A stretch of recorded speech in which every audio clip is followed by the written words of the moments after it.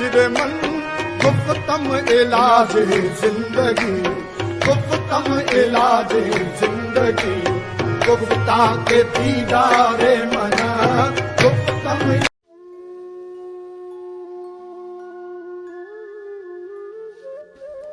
وہ کون شاعر تھا؟ منصور ملنگی تھا اگر جو شاعر تھا. نہیں، گلوکار نہیں تھا، وہ شاعر تھا. وہ لکشمی چوک سے ریگل تک تانگا چلاتا تھا اور وہ ان پڑھ تھا. اور اس سے بڑا کمال یہ ہے کہ مائی ریشما صاحبہ وہ بھی ان پڑھ تھی. تو وہ گیت لکھ کے، وہ جو گیت کہتا تھا وہ اسے خود لکھ نہیں سکتا، وہ کسی کو لکھواتا تھا. اور ریشما اس کو پڑھ نہیں سکتی تھی. اور ان دونوں کے گیت ایسے ہیں کہ آج بھی اگر آپ سنیں، کوئی سنے تو وہ مست ہو جائے. اور دونوں ان پڑھ. تو وہ جو ڈائریکٹر ہوتا تھا وہ ریشما کو پڑھ کے پہلے یاد کرواتا تھا، تو وہ پھر زبانی یاد کرتی تھی تو وہ پڑھتی تھی. نہ وہ لکھوا سکتا تھا اور نہ وہ پڑھ سکتی. اس سے یہ بات بھی دلچسپی کا باعث ہو کہ بہت سے ایسے ولی بھی گزرے ہیں جو امی تھے، لکھ پڑھ نہیں سکتے تھے لیکن مکمل ولی تھے. تو ایسے ایک امی کی بات میں نے بیان کی تھی پہلے بھی، لیکن دلچسپ بات ہے، دہرا دیتا ہوں. ایسے ایک ولی تھے جو پڑھنا لکھنا بالکل نہیں جانتے تھے. ان کے ایک مرید نے ان سے پوچھا کہ جناب آپ یہ بتائیں کہ سرکار دو عالم صلی اللہ علیہ وسلم ہمارے ماں باپ آپ پہ فدا، وہ چلتے کس طرح تھے؟ اب بڑے سے بڑے عالم دین سے اگر آپ یہ سوال، بڑے سے بڑے عالم، وہ پہلے تو ٹائم مانگے گا، اس کے بعد وہ 1 مہینہ لگائے گا اور ساری کتابیں کھنگالے گا سیرت کی حدیث کے جی میں. پھر بھی جو ہے وہ 1-2 جملوں سے آگے نہیں جا سکے. لیکن وہ جو ولی تھے انہوں نے کہا جی میں بتا تو نہیں سکتا لیکن میں چل کے دکھا سکتا ہوں. اور یہ ہوتا ہے وحث کرنی،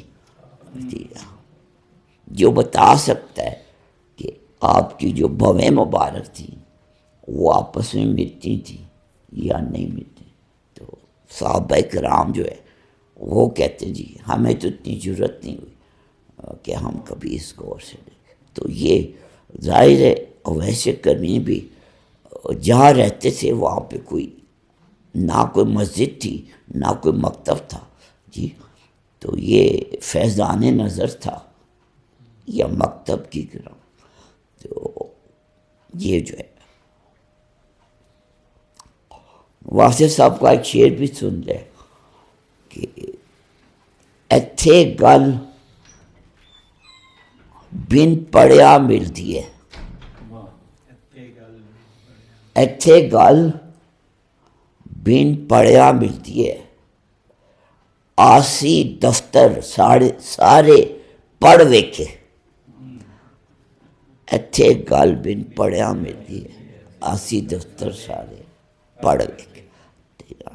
تو یہ سارا کچھ پڑھنے کے بعد انسان کو پتہ چلتا ہے کہ یہ کتابیں جو ہیں، جیسے واصف صاحب کا فکر ہے، کتابیں جو ہے یہ علم کا مدفن ہے اور نگاہ جو ہے یہ علم کا مخزن ہے.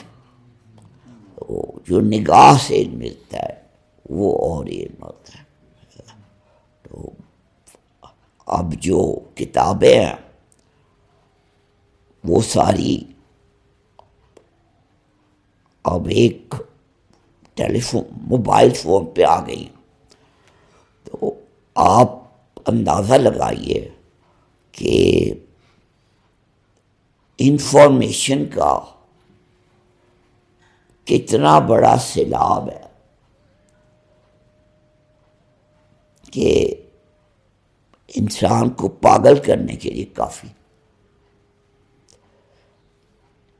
اتنی زیادہ کتابیں موجود ہیں اور اتنی زیادہ انفارمیشن اور اتنا زیادہ علم موجود ہے ایک جیب کے اندر بندے کہ وہ اس کو پاگل کرنے کے لیے بالکل کافی.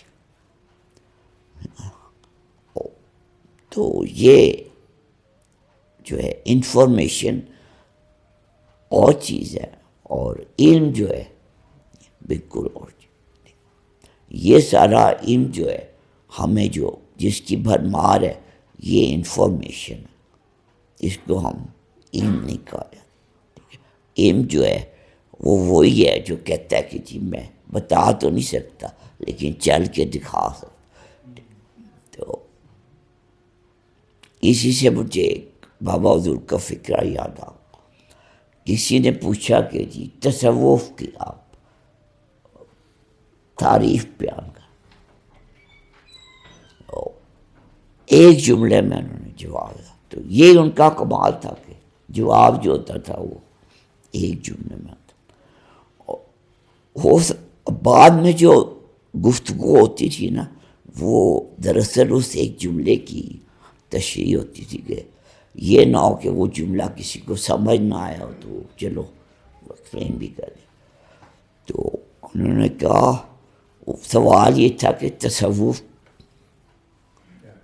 بیان کر دیں.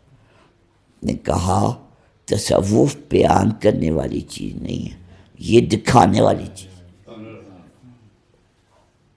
اور یہی میں سمجھتا ہوں کہ ہماری تحریری ہے کہ ہم نے بھی تصوف کو تو خیر بہت دور کی بات، تو دین تو ذرا اس سے آسان چیز ہے. تو دین کو بھی ہم نے جو ہے بتانے والی بات بنا لی ہے اور وہ دکھانے والی بات ہے وہ ختم ہو گئی. تو اسلام کو بھی آپ یہ ڈیفینیشن کر سکتے ہیں کہ دین اسلام بھی جو ہے یہ دکھانے والی بات ہے، یہ میرے جیسے لوگوں کی اب بتانے والی بات نہیں. ٹھیک ہے. تو واصف صاحب واقعی تصوف کو دکھانے والی بات ہے اور وہ صرف بتانے والی بات نہیں تھی.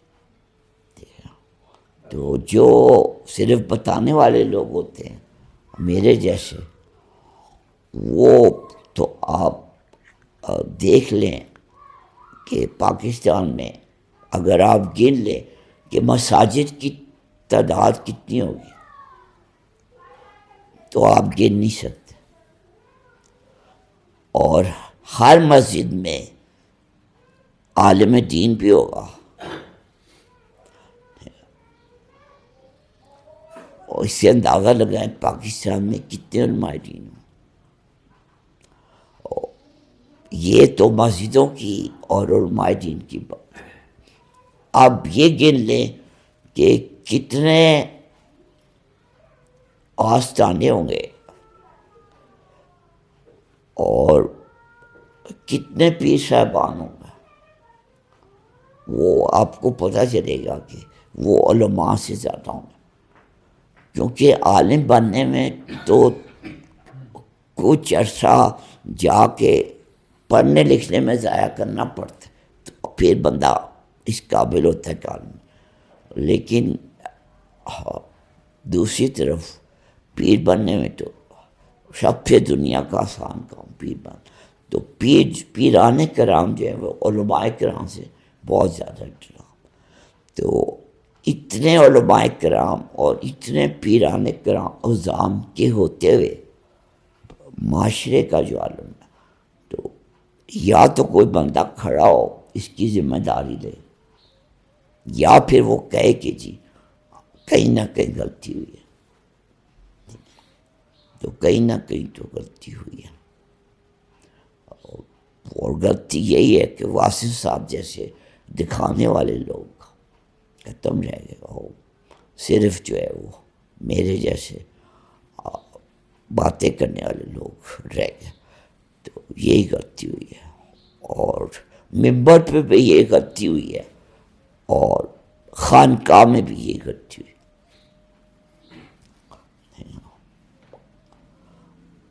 اور جو جن کا کام تھا ٹھیک کرنا، یہ بھی واصف صاحب کا جملہ، جن کا کام ہے ٹھیک کرنا، وہ اگر خود ٹھیک ہو جائیں تو باقی کام تو خود ہی ٹھیک ہو جائے۔ ڈاکٹر ہی ٹھیک نہ ہو تو مریضوں کا کیا حال پوچھنا۔